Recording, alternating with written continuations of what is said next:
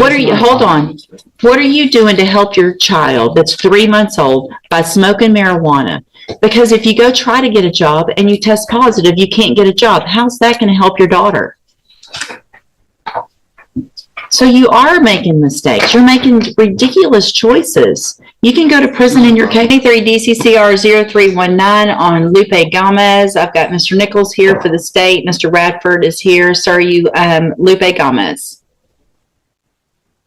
I'm sorry? Is your name Lupe Gomez?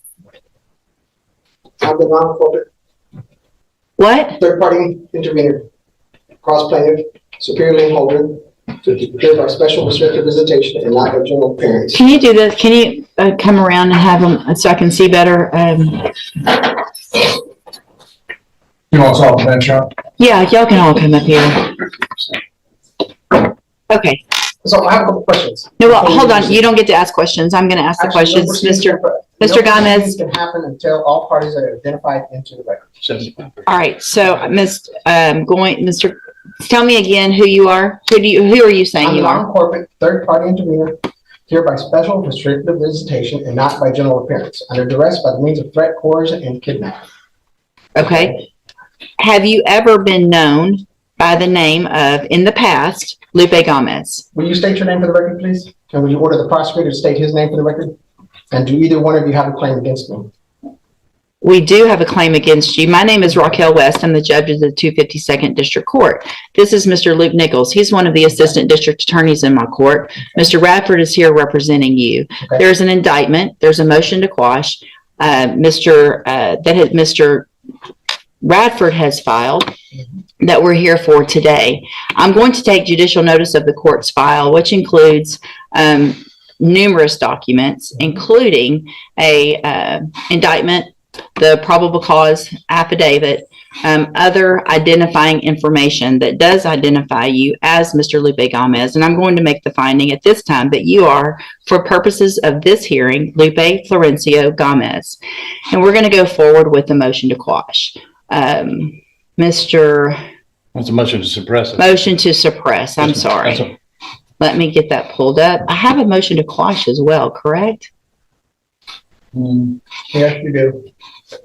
Hold on. I think that's a pro se motion. Okay, so we're here on Mr. Radford's motion to suppress. Let me find that one.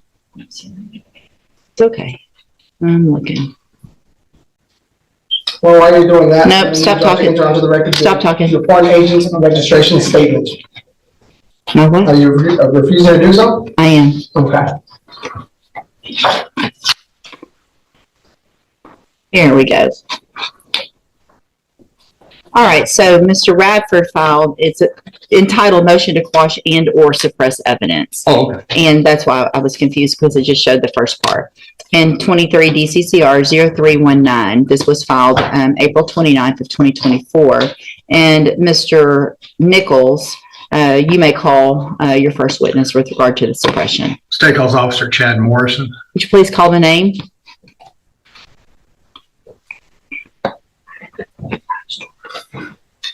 Officer Chad Morrison.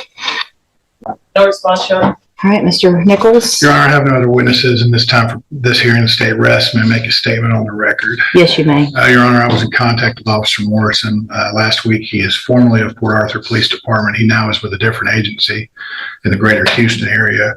He indicated he is on injury leave at the moment and would not be appearing for this hearing. He was also on injury leave and was unable to appear last time we were set for this hearing, approximately 2 months ago, maybe in May. So at this point, the state has no other option but to rest in this hearing and present no other evidence. All right. Anything, Mr. Radford? No, ma'am. Well, based on that, then, unfortunately, I have no choice at this point, which is unfortunate that the officer won't comply with showing up, but I'm going to grant the motion to suppress evidence in the case based on the fact that there's no evidence today presented. Is there anything else, Mr. Radford? I would ask that the court dismiss the case, but I think Mr. Nichols is already preparing that. I'll tender dismissal of the court, Your Honor. All right, Mr. Gomez, I have granted Mr. Radford's motion to suppress because the officer didn't show up. What that means is there's obviously no evidence that would be able to be presented in your case. Mr. Nichols, it looks like, is going to present a dismissal based on the fact that there won't be any evidence, and I'm going to sign that. Your case will be dismissed. Okay. You can go back with the One more bailiff. question. The bond money, being that the case has been dismissed, the bond money was to be returned. Did you pay a cash I bond? paid cash, $5,000. But you're back in custody. You're right, but I still paid. The case is this. Yeah, that you can take that up with the district clerk once you're released. All right. Maybe excuse her. Yes, if you'll please get me an order. I'm going to make a notation on this, but if you'll send an order. I'll try to e-file one this afternoon. All right, thank you. Mr. Eccles, when do you smoke pot? Why would you do that when you know you're coming to court for a second-degree felony offense?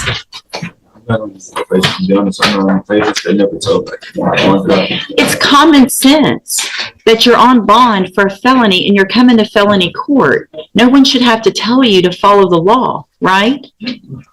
I'm going to raise your bond it is a bond condition that you follow the law. So when you made bond, part of your conditions was that you follow the law. You haven't followed the law. I'm going to raise your bond in your case. What was the bond that you made? Let's see if I can figure that out. Sorry.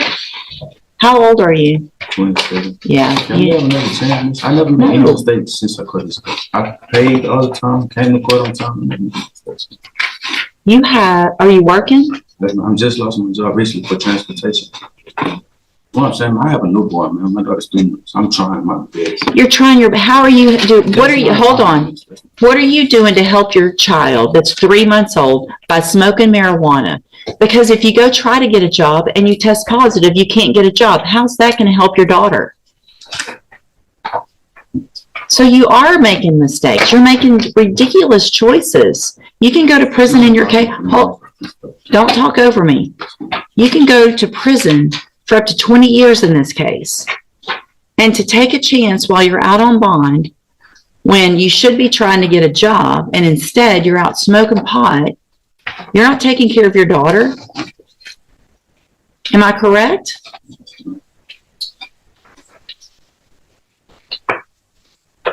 Judge, if I may, after the court would consider amending his bond conditions for a drug patch in the situation in lieu of raising his bond and getting him back in custody. Sure. I'm 27. I've never had any drug charges, anything like that at all. I'm gonna be honest. I know I shouldn't have been smoking, but in my head, I'm saying, okay, I'm not going for a drug charge. I don't have prior drug charges. I didn't know there was a possibility that I would get checked.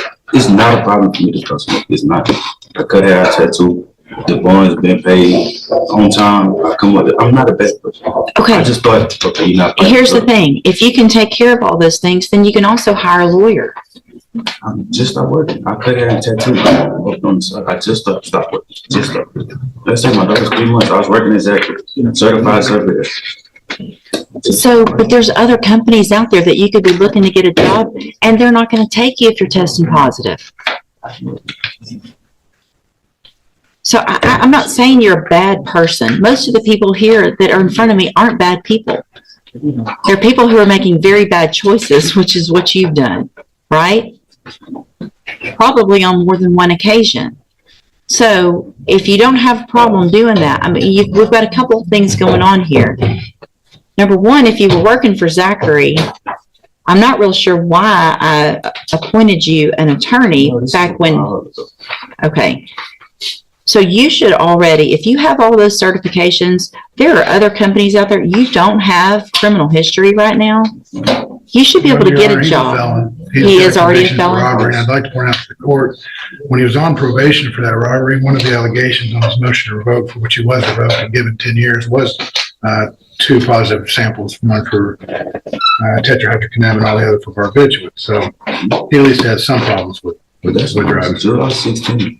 I didn't quite know cases as an adult. Well, you just said you never had any drug problems. I never. This is just how I feel. 9 years ago, but I was a baby. I don't remember. And you've been Okay, but now you're not a baby and you're still making the same bad decisions. So listen, here's what we're going to do. If you want to really do what you say you can do, then you're going to get out there and you're going to get busy and you're going to do it. Otherwise, you're going to be in jail. Couple things. Your bond conditions are modified to order that you have a drug patch. You get that drug patch within 24 hours. The initial drug patch obviously is going to test positive, but it shows me quantities, not just that it is, but it's going to qualify it on how much is in your system.